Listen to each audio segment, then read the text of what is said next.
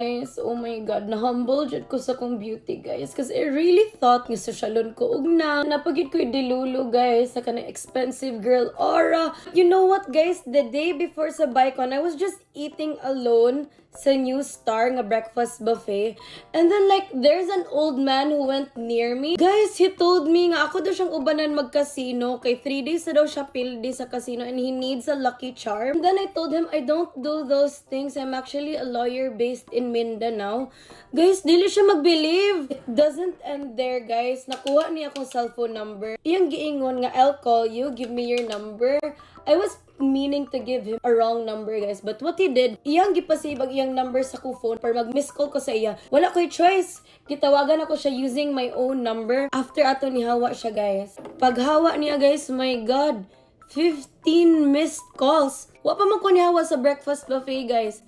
Nibalik gid siya 30 minutes later and then he told me, let's go down. My friends are waiting for you at Mott 32. And iya daw kung uban na sa casino. And I'm like, what if mo uban ko? Feel na ako mapalit gid niya kung gusto na bag sa Celine. I asked around and then apparently also day na day mga other girls nga gina-pick up gid og mga casino boys and then hubugon and then is sexy time dine. So like na-humble ko, guys. Naday ko ing ana nga aura. Which leads me to my other point. If you're looking for money and not for love, angay ra gid nga magtambay ka sa mga breakfast buffet, ikaw ra isa sa mga dagko nga mga hotels, no, kay duulan jud kag dato day.